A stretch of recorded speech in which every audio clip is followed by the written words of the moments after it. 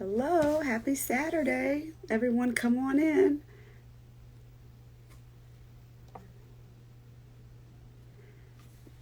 How are you guys doing on this first Saturday of fall? I think Marisel is already in here. Hello.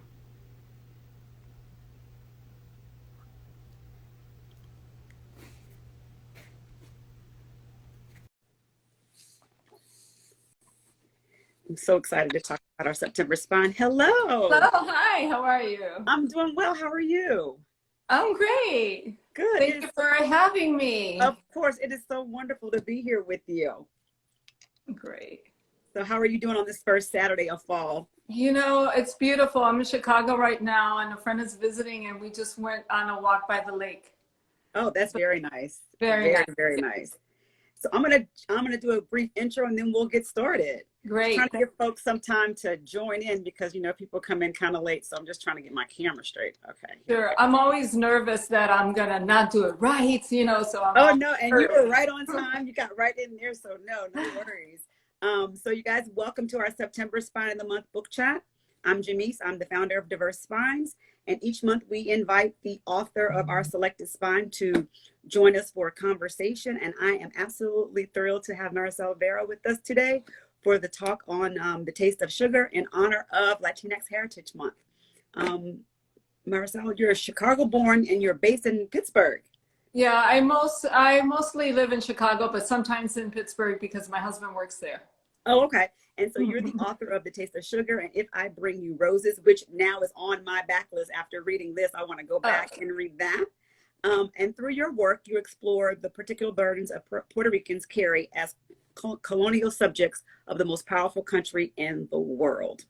And so this book is, I know one of my really good friends, Cindy, on Instagram, she said, let's talk about the books that we don't see enough or hear people talking about enough. And this is one of the books that came up, The Taste of Sugar. Um, it is a phenomenal story. And I went through so many waves of emotions. So can you just give us a backdrop or tell us what The Taste of Sugar is about? yes. Well, The Taste of Sugar is about a couple in Puerto Rico who lose their coffee farm because of two great calamities around 1900. The U.S. invasion of Puerto Rico in 1898 during the Spanish-American War, Mm-hmm. and this great hurricane called San Siriaco in 1899 that devastated the island. By coincidence, Hurricane Maria devastated very much the same part of the island as Hurricane San Siriaco. That's it. That's a note in Yes, my comments. Yeah. and the United States is doing the same, can I say shit, the same shit Yes. in Puerto Rico that they did in 1899. Americans are moving in, buying the land cheap, pushing the Puerto Ricans out. That's what The Taste of Sugar is about. It's interesting what you said about reading it in pieces and how emotional you were, because my daughter told me that too. She had to read it in pieces and then she had to breathe and take breaks and then come back. Yes. It's, I mean, I'm gonna since we're at this point where you're talking about that, I'm gonna go back because I want to know, how you published it and how did you come to write this novel. But when we're talking about the different emotions that you go through, I found, and this is also in the case, like with Black American history, is that there's pieces of history that you don't know about or that's not spotlighted enough, or and you're shining light on something that most people probably didn't know about Puerto Ricans having to go to or being forced to go to survive to Hawaii. Can you Yeah, talk and a little it's bit? and also Black Puerto Rican history because Yes. um, that was something that I did with intention and with great care because I am not a Black Puerto Rican, but I thought I'm going to write a story about Puerto Rico and Puerto Ricans. I must include Black Puerto Ricans, Mm-hmm. and so I have one of my characters, Vicente Vega, is one of the main characters, and Valentina Sanchez is the other one. Mm-hmm. And I gave Vicente a Black brother. That was intentional, so that Yeah. I could write about his story from his point of view and also his mother and his ancestors' stories, because I just think it's important to write about, when I'm writing about Puerto Ricans, try to include as many Puerto Ricans and not just like a narrow, you know, Jibaro or people in the city. I don't really know that much about Puerto Ricans in the city because my family comes from the mountains. My family came from the same area that Vicente came from in Utuado. And my mother came from a small town very near Ponce, and Ponce was a big city. And they loved it so much. So that's why I put Valentina in Ponce too, because I wanted to do like the different areas. And when I write, because I have to spend so much time researching, I like to put my characters, if I can, in areas where my ancestors were, so that I learn while I am writing. And it's so important for me because I didn't know any Puerto Rican history when I was growing up. I grew up in Chicago. I was born in Chicago, but my parents came from Puerto Rico. And they didn't know any Puerto Rican history either, except, you know, that it was a Commonwealth, Estado Libre Asociado, because that happened in 1952 when they were already in their late teens. But they didn't know anything else, because that's what happens when you're a colony. Your history, the history of your country and your people is erased, or at least not taught. So it was important for me to learn and to share this knowledge that I learned through fiction, because that is my talent. You know, that's the gift that I can offer. I mean, reading it, and I listen to the audio as well. I just think that it's something that everyone should read. I mean, especially when you talk about in context of how, you know, the United States and Puerto Rico. I mean, that's not a part of history that you learn at all. And so, I mean, you cover so much, spans decade. I mean, you cover a lot of history. And I want to talk a little bit about what inspired you, other than, you know, your family and your roots. What inspired you to tell this story to this magnitude? Well, you know, I was thinking about it recently, and I think that I have been in training to tell this story my whole life. Because when I was a very young child, I have 5 siblings, and I'm the one who was really interested in everything Puerto Rican. I love the music, the old music my father used to listen to. I love the food. Not that they didn't, but I always had this very strong connection into listening to stories. And growing up in Chicago, when I did in the 1970s, it was very difficult to be Puerto Rican in Chicago. And I wasn't Puerto Rican enough at home, and I was too American. I wasn't American enough out of my house. So I lived in, I would say, quicksand. I didn't have a foundation, and I really felt the lack of it. And that's one of the reasons why I think I'm so drawn to history, because I was been seeking what I was missing, and I didn't know where it was. And so when I was working on this novel, my mother was still alive, and every time I learned something, I would call her and say, "Mommy, did you know?"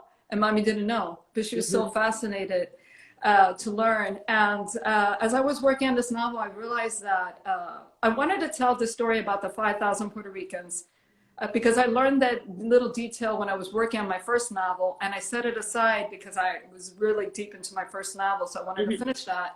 And when I started working on it, I thought, okay, what was happening in Puerto Rico that 5,000 Puerto Ricans had to leave, and they felt like they had to go in a time when there's not even plane travel. And so that's when I discovered the history. And that's when, because for me as a writer, I don't start with the people. I start with something I want to say. Yes. And then I figure out who is going to tell my story. And I don't plot. I wish I could, but I don't. I'm sort of like, I'm not like, it just comes to me as I'm working. As I'm working, my subconscious will give me the characters. People show up, like what happened when Angelina and Inez. That was something that came through the story, and the characters insisted on it, so they got that. Some things are intentional, but some things also come to me. But as I was working on the story, I realized that it wasn't just a story about these 5,000 Puerto Ricans. This novel I was writing was bigger than that. And it was really about the history of colonialism, American colonialism, how it started, and also some of the history of Spanish colonialism, because a lot of Puerto Ricans think it's so cool to have Spanish blood, but hey, you don't know the history of what, you know, the 400 years of being a colony in Spain, it wasn't good. Unless you were an elite white Spaniard, then it was good. And you had the money. And it's still like that in Puerto Rico right now. The people who are really doing fantastic, even though Puerto Rico is in terrible shape, are the people who, the politicians and the people who have money and who have always had money. The Puerto Ricans who have always had money and who have aligned themselves with the United States. Those are the people who are doing fantastic in Puerto Rico. Yeah. This book has so many layers. It's just, and hearing you talk about it, I just, let's go back to the 5,000, because that's something that you said in your acknowledgments, that, you know, they had 5,000 Puerto Ricans. They've gone to work on sugar plantations in Hawaii after the U.S. invasion and after the hurricane. How's the hurricane pronounced? San Siriaco. San Siriaco. So the hurricane and the U.S. invasion caused the 5,000. Can you talk a little bit about that? Because I found that so interesting, especially because I went to high school in Hawaii. And so being over there, we learned in school in Hawaii, we learned a lot of the history. That's something that they don't, I don't know how it is now, but we learned a lot of the history about the sugar, the pineapple, everything, the plantations, right? So can you talk a little bit about the 5,000 and them going over to Hawaii? Sure. Where did you grow up in Hawaii, out of curiosity? Oahu. Oahu. Okay, because that's where they went first. Yeah. And that's where the prison was. There was an actual prison that one of the characters, Raulito, goes to. And there was an actual thing called the crusher. There was a crusher. Now, I described it in the way I could imagine it because I never saw a picture of it. But they actually did that. So what happened was the United States invades Puerto Rico in 1898, and it's a military occupation. They immediately devalue the peso that they're using in Puerto Rico to 60% of its value. So that causes inflation. People turn in their coins, which are like Mexican silver dollars, and they to the government, to the American government, because they can't use it anymore. And the U.S. takes that money, the businessmen, whoever, take that money and they take it to the United States to add 5% of silver, and now they got a whole American dollar. Yeah. So basically, they'd rob the Puerto Rican people, and that's like documented. Look it up someplace, whoever's interested. So then they do that. They impose taxes that are not customary, like Spain imposed taxes on the labor of the individuals. The United States comes in and they impose taxes on the properties, which is not something that was done before. So that's one of the reasons why my characters lose their farm.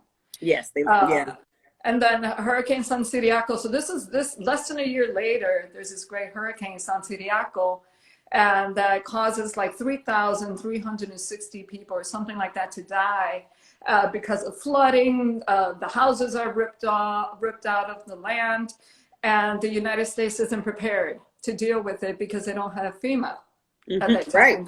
It's like their first big disaster since they became an empire.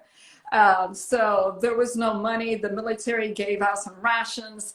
The President McKinley told the governor, who was Roosevelt in New York, to write newspaper articles so that the American people read these articles, and they donated money, and they sent that to Puerto Rico to help the Puerto Ricans. But even then, like with Hurricane Maria, there were people in charge of distributing the money who were of a certain level, like with the Taste of Sugar is the plantation owners, but the money is going to the people who already have the connection with the United States. So the money is not really going to the people. Like in the Taste of Sugar, the landowners got the money from the United States to pay for like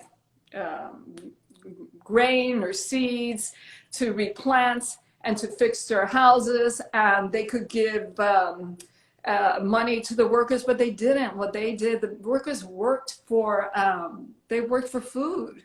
And one thing that I didn't include in the Taste of Sugar, because I couldn't figure out how to do it because it is fiction. It's like, I couldn't put everything nonfiction. Right. It's just so much bad shit. I have to choose what I was going to use. Mm-hmm. And was that one of the generals, they paid these workers hardly anything, I don't know, 25 cents or something to rebuild a bridge that the hurricane had destroyed. Well, the workers are like 25 cents, and for all this labor, and they were also getting food for the families. And the general said, hey, if you don't like the 25 cents, we'll stop giving food to your family. Oh, wow. So then they had to work for hardly anything. So, you read the novel, it's not like the food was the greatest that they got. And yeah. And so it's just like somebody benefited from that, but it wasn't really the people. Mm-hmm. Yeah. So can you talk about the power of telling unknown stories? Because like you're bringing forth a forgotten story or just shining the light on a segment of history. Like we said before that, we're not taught, and you go deep into it. In pulling these two families together, two families from different backgrounds, we're different economic classes. So can you talk a little bit about that? Well, somebody said that I was reclaiming my history, but I think I'm claiming my history because you have to know it. Yes. To reclaim something, and I didn't know it. So I am claiming my history that was lost or hidden or erased because Puerto Rico is a colony and my parents were colonial subjects. I'm claiming it. I'm claiming it not just for myself, but for my kids, my sisters. I've had people tell me that for the first time in their life, reading this novel, they felt seen. Somebody said for the first time in her life, she's a Puerto Rican in Chicago, she is not ashamed of being Puerto Rican. Somebody else said that for the first time in his life, he understood the men in his family, why they are the way they are. So this is just so gratifying, and it's just a wonderful thing because as I said before, I saw this as a gift that I'm giving to Puerto Ricans like me who need it. It's necessary for us. We need this story because it just, when I was growing up, so many times people told me to get back on the boat. I had no place here. And I wish I had known this. I would have said, you know why I'm here? Because the United States invaded Puerto Rico. And, whatever, this is why I'm here. So I have the right to be here. And as so many other people do. But I am just so glad that people are getting this out of my work. I feel blessed. It's a great story. So if you guys are just now joining, we're talking to Marisel Vera about The Taste of Sugar. Someone said this book was a gift for my heart. I'm telling you, it's heart-wrenching, but you learn so much. And so one particular part, let's dive into the characters, because I want to talk about Valentina and I want to talk about Vicente, but I want to talk about the brother as well. Yes. Raulito. Yes. Can we? So I want to talk about Raulito and his role, because one thing that I found very staggering is that when they're trying to leave Puerto Rico because of the hurricane and go to Hawaii, the agent on the boat tells Raulito that they don't want Black people in Hawaii.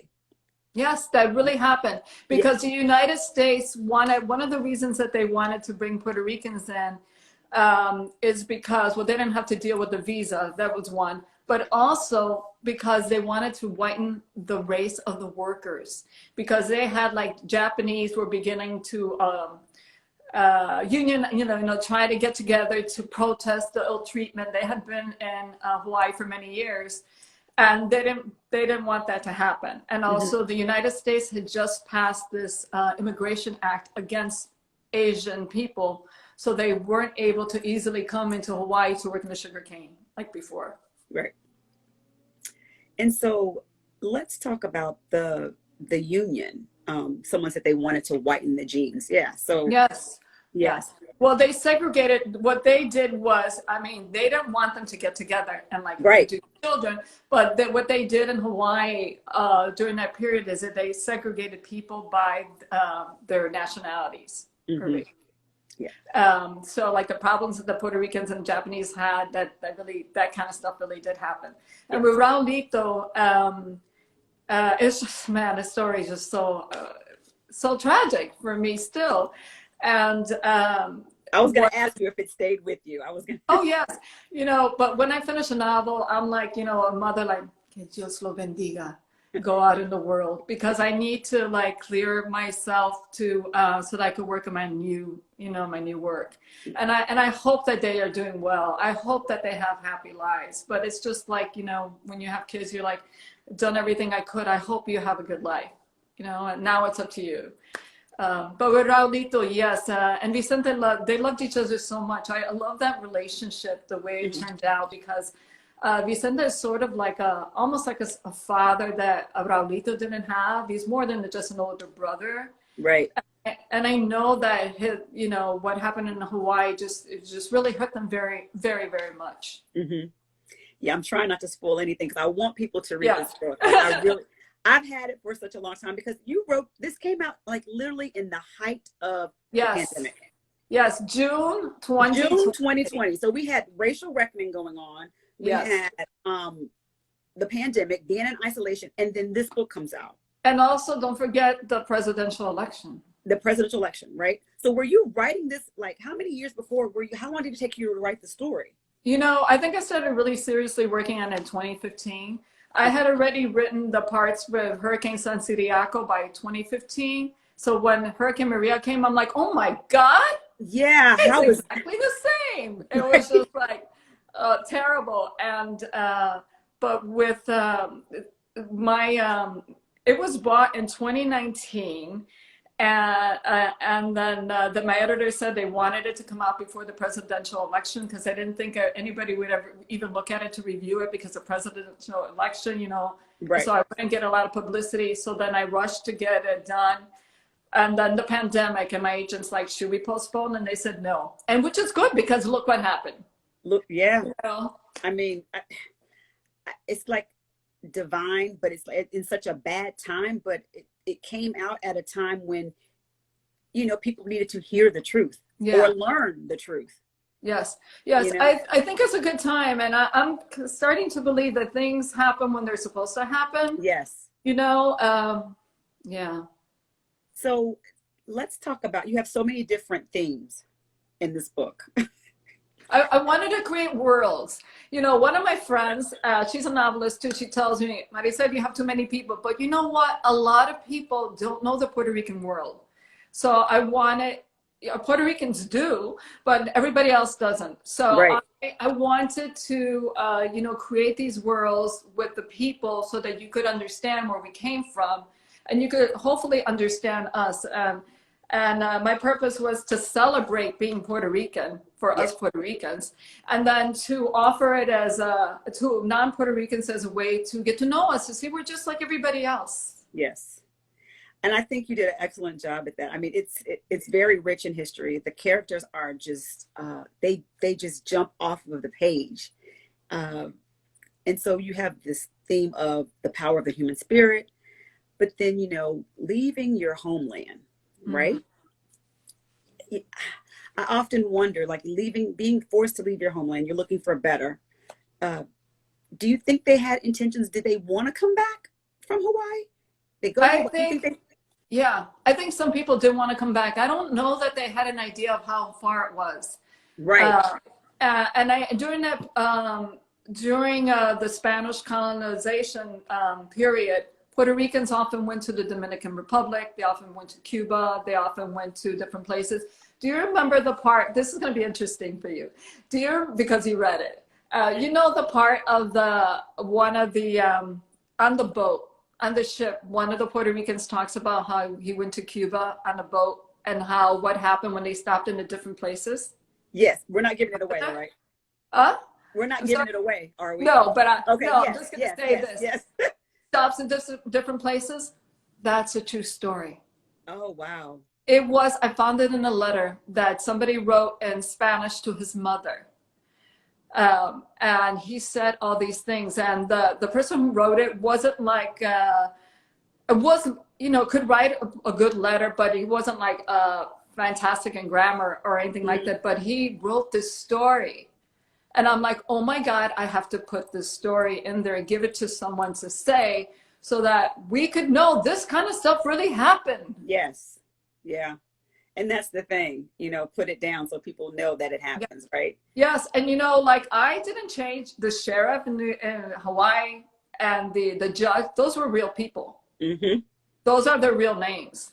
Yeah. And I'm like, I'm writing them, and I met a historical fiction writer who says she changes the names because of their ancestor, their descendants might care. I'm like, I don't care if their descendants know. Well, it's a part of history, so why would you change the names? You know what I mean? Exactly. I'm like, if your ancestors did this really bad stuff, it's not, I know you didn't do it, but you should know it. Right. I agree 100%. I do. And I appreciate that. I mean, because when you're reading historical fiction, historical fiction is my favorite genre because it forces you to learn and educate yourself. And so can you talk about how much research did you do with the novel? Because I mean, some parts, like you said, are actual, the real names. And then we have other parts, because it's fiction. Yes. Yeah. So, oh my guys, I'm always doing research. I'm doing a lot of research right now for my new novel. And it's just like my work informs each piece. And it's just like, I feel like almost like I'm creating like this tapestry with all these missing pieces, these rich threads. And so it's just, for me, it's just a really wonderful thing. But I did so much research for Hawaii. This Hawaiian, they have the Hawaiian sugar planters archives. So I couldn't go to Hawaii when I was doing this research. And I wrote it was before I could get stuff off the internet. And I wrote a librarian there at the archives, and I said, I'm doing this project. Is there any way, is it available anywhere where I could see it in my local library? And she said, no. But what she did was she photocopied every newspaper article from 1900 to 1903. That was my period, that had the words Puerto Rico or Puerto Rican on it. And so I paid $200 of my own money for like the photocopying, and then she mailed them to me. And so I have them. And then I highlighted everything that I needed. And I went to New York to a centro, and I looked through their newspapers, through their microfilm, because they have all the newspapers from Puerto Rico during that period. It's all in Spanish. And Puerto Rico had a bunch of newspapers, dozens and dozens during that period, because I wanted to know, how did the people feel about the U.S. invasion? How did they feel? Yeah. Instead of what I think or what and I read also books by Puerto Rican historians in Spanish and also in English. Some of them were published in that period, some after, because I wanted to know, I just really wanted to have a feel of how it was and how it was for the people. This one nonfiction book that I read in Spanish, the author wrote about women who don't have the opportunity to marry or don't marry, what their life is like, and how he feels sorry for them. Solteronas. Valentina's mother tells her in the beginning, if you don't get married, this. So that I knew some of that from my family, my culture, but it was so interesting to read it in a book that was printed around that time. So those kinds of things, I just read so much, and just try to inform myself, and then I take 2 or 3% of what I know, and I use it. It's a challenge to write historical fiction, especially when it's really fact-based. Like, some people set it in the time and they make up the stuff, but I didn't want to do that for The Taste of Sugar, because there's not really a novel like this. No, there's not. It's so important to have the facts right, because this could be the first time that people learn. And if they get one thing wrong, they might discount everything. So I really, really was meticulous. I did this totally on my own. I didn't have a book contract, anything. And then after the publisher picked it up, I was afraid of the Puerto Rican historians, because the Puerto Ricans will call out other Puerto Ricans if you don't get it right. So I was terrified of that. But since then, I've had Puerto Rican historians telling me, wow, it's all right. You did it in a novel. How did you do that? And I also have somebody right now who I admire very much, who's really my champion. His name is Jose Lopez. And he's a brother of Oscar Lopez Rivera. If you know that he was a former political prisoner, that's Oscar Lopez Rivera, and Jose Lopez is here in Chicago. And it's just like really great because now I have somebody that I could talk about these ideas and these things, you know, that I could share with. And it's just so helpful to have that. I didn't have that before, and I felt the lack of it. But that's, you don't have it, you don't have it. You do the best you can, and that's what I was trying to do. Yeah, you did great. I mean, I recommend it. Everyone should read it. It's just, especially, you know, being here in the US. And I'm thinking back to I got to breaks with it because it was it's a lot. But being here in the US and looking back in time and then fast forward, like we said, Hurricane Maria hits. Yeah. And it's the same thing. Yes. You know, history repeating itself. Yeah. So it speaks to not knowing the past and allowing it to repeat. Yes. Yes. Yeah. Yes. So go ahead. Yes. It's like people wonder why isn't statehood a good idea? Well, the Puerto Rico has been a colony for 123 years. And the United States has done so many things, terrible things to Puerto Rico and Puerto Ricans. I was talking to Jose Lopez about this, that Puerto Rico is a place that we as Americans should always watch, because the United States tests and tries everything on Puerto Rico first. They bombed Vieques for many years before they started bombing other countries. They spied on Puerto Ricans. They paid the relatives of Puerto Ricans to spy on Puerto Ricans and do these FBI files. They tested population control policies on Puerto Ricans. First, sterilization. By 1980, 1/3 of all Puerto Rican women of childbearing age had been sterilized. Either, you know, against their consent or without informed consent or with consent. But still, they weren't offered other, options. And the pill was tested on Puerto Rican women in the 50s before it was tested on white women in America in the 60s. And in the 50s, the pill was like, I don't know, at least 4 times stronger than the white women tried. And some women died, had heart attacks, became sterile, other things. They didn't care. They only cared until white women went to Congress and said, this is what's happening because of the pill. And that's why the pill has this little thing in the back. When you get the pill, you know, telling you the side effects and what could happen, only because the white women did it. Yeah. So whatever, Agent Orange. And now what's happening with what's happening with the money, like just basically selling all the museums or things like that to Americans, rich Americans. So we got to pay attention, because the next thing you know, it's going to be your state, your hometown, and Yeah.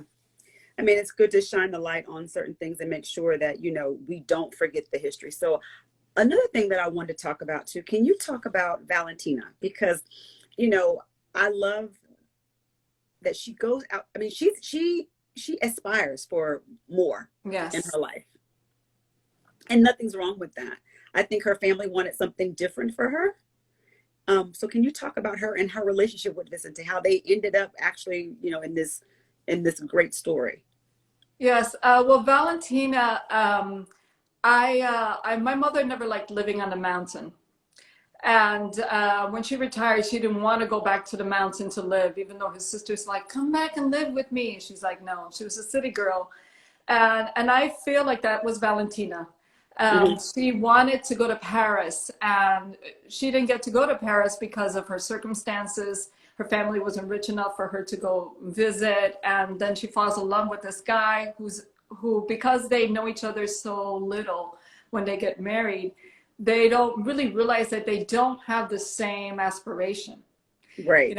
He's a man of the land. He is very, very happy up in a mountain growing coffee. And even in the beginning of the novel, he's growing coffee. It's not even his own coffee, it's his father's, but he loves it so much. So they don't really realize that they're not really compatible in the beginning on what their dreams are. He never really understood her dream of Paris ever, even at the end. Yes. And I don't know if she understood his about the coffee either, but because of, they love each other and they grow in their love. Yes. And although that they have some tragedies, their love sustains them. And if they didn't have their love, you know what people say when you have something terrible happens in your family that brings you closer together or breaks you apart. The pandemic is a good example. Yes. Some people got closer together, some people broke up. And Definitely. so, right? And so Yes. with them, they're so fortunate that that their love grows, and they need it. They need it to be able to go on with their lives. Yeah. And I love the way that happened because somebody else told me that they were terrified that they would break up at the end. And if they had wanted to break up, I would have broken them up. But I like the characters to like tell me their story, and it just worked out like that. And so I love that they're opposites, but I love that they support each other in some ways, because Vicente still sees her as a young girl that he met, so beautiful, smelling like strawberries. And he never, ever stops loving her. And that helps him grow, because he has some machismo type tendencies. Well, like his dad. Yes, not as bad as his father. Not as bad as his father was a real womanizer. Yes, and it's part of the culture. I wanted to show part of the culture and how you don't have to embrace these things. Mm-hmm. He decided not to do these things because he loved his wife and he saw her as a human being. And that's what I liked a lot about their relationship. So early on, you said that when you're writing, you write because you have something that you want to say. Right? And then the characters come. So I want to know, do you feel that you accomplished what you wanted to say? And then whose voice did you hear first as far as the characters? Okay, you're not going to believe this, but the very first scene that I wrote is in the middle of the novel. That's a scene on the ship with Vicente, Vicente and his son. Okay. That was the very first scene. And because I don't structure, I just can't. I've tried and it's just so boring and it just doesn't work out for me. It's a problem when I'm working on a novel, because it has to be a structure. So this also happened to me with my first novel. If I was going to rewrite it, maybe I would structure it a little different now, the first one. But that's in the middle. And that was the first thing that I wrote. Yeah. And then, so I think, I feel like it's harder for me to write women. Okay. It's very easy for me to write men because I really feel like I get into, often my father yearned to go to Puerto Rico and buy this little piece of land and have a farm, and he didn't get to do that. Mm-hmm. So I understand that very well. And with women, I feel like they're almost too close and it's almost too painful for me to write about women. So I have to really work on it, which is funny because I'm writing this new novel with 4 Puerto Rican girls. So I was going to ask you what's coming next. So, but it's like, he came first, I think, but I knew I always am going to write at least one of the main characters is going to be a woman. That's a commitment that I make because I don't think there's a lot of, Puerto Rican women in English language in books. And so this is something that I can do. I want to do this. And if I could possibly write it in a male voice, I will too, especially during that period because their lives were so different and what their expectations. So I thought it was really, really important to do that. And then Raulito, Vicente's brother, again, I wanted to write him because I wanted to write a Black Puerto Rican character. Yeah. And I like how you challenge yourself. I mean, you wanted to tell the stories. You didn't want to leave any particular story out because it all is a part of the collective story. Yes. Yeah. Yes. Yeah. So that was very important. And when they were taking people off the boat, what I think that they were taking anybody. I don't know how I wrote it because I'm like, if this ever gets to be a movie, I want brown and Black people there. Yeah. In this boat, You know, so I was like, in some of the sections, I just thought if it ever gets into it, I want it to be this, you know, so I had that in the, it wasn't critical, but I had that as like, if I could work this, you know. Yeah. And so can you talk a little about how was your publishing journey? Because you said you have your previous novel. So You how know was your, what? It's really, really hard if you're a person of color to get a novel published. Super, super hard. yeah. I had a first novel. This is I have the same agent, Betsy Amster. She's fantastic. She really thought that I was going to have, it could go to auction and people bid on it. And I've read that that happens, but it never happened to me. So she's pitching it to people who she thought would be very interested in this novel. And one of the, I had one offer, live right. That's it. Everybody else turned it down for reasons that they always say. Didn't connect, or, you know, whatever, you know, that kind of stuff. So you don't know what it is. But one editor told her he wanted to love it because he had a house in Vieques, but he didn't want a history lesson. And I told her, Betsy, that's racist. And she said, I don't think you meant it like that. I'm like, I don't care how you meant it. It's racist. So it's okay for you, a white American, to own a house in Vieques. Yes. I mean, that's. But you don't want to know anything about the people. You don't want to know anything about the history. You just want that beautiful little house by the beach. Yeah. That speaks volumes.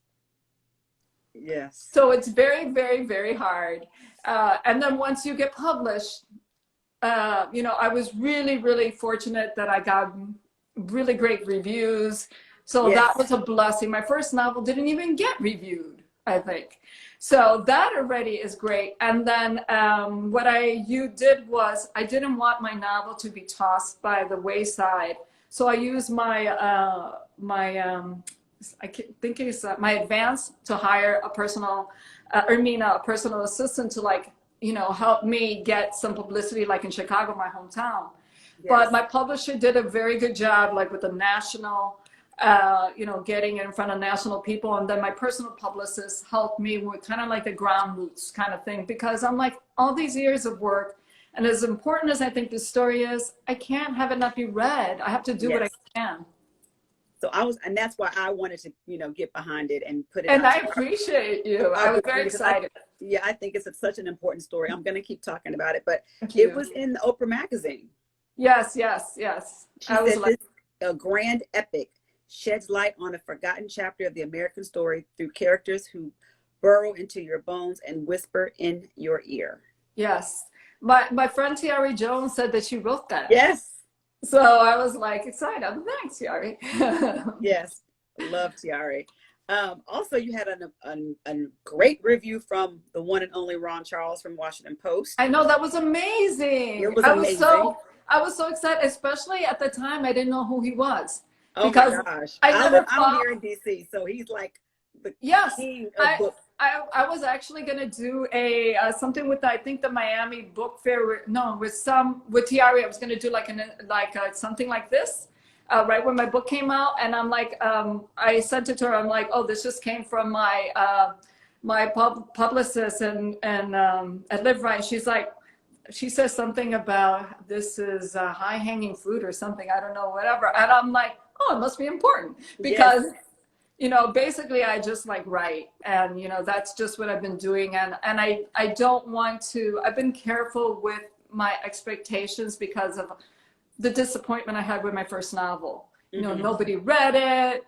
And so I'm just, what I can do is my work, is my writing. This is what I'm going to do. And I'm going to pray and just ask the universe to take care of the other stuff. And the universe did. So that was it. Did. So what's next? I want to know. I saw some things, but I want to know what's next and when is it coming? Well, the next novel, I don't know when it's coming. I'm really deep into the third draft, and I hope that I can send it to my agent later on this fall so she could give me her feedback, and then I could work on it, because it's very complex. It's like, I feel like it's even more complex with The Taste of Sugar, which to me seemed like I was building a cathedral, you know? But I'm like, okay, I have these really ambitious goals, and I'm just going to work on this today and just hope, you know, just work on it day by day. and see if I can create what I'm hoping to. And this new novel is called The Girls from Humboldt Park, also historical. And you know how you were talking about what was happening last year with the political unrest? Mm-hmm. Right? Well, in 1977, this novel set in 1977, and in 1977 in Chicago, during the Puerto Rican parade festivities in Humboldt Park, which is my old neighborhood where I grew up, Humboldt Park, a lot of Puerto Ricans, a Chicago police officer shot and killed 2 Puerto Rican men in the back during the festivities in front of families and children. Mm.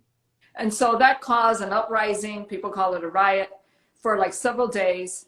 And it was just like, you know, enough police brutality. And that's what happened in 1977, June 4th, 1977. So I wanted to explore that.